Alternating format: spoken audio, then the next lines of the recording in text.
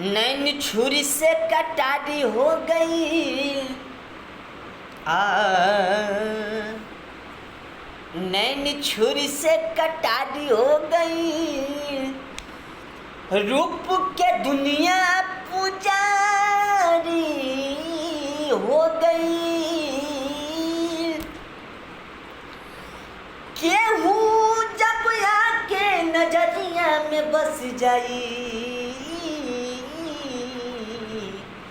तब बुझियो कि प्रेम के बीमारी हो गई।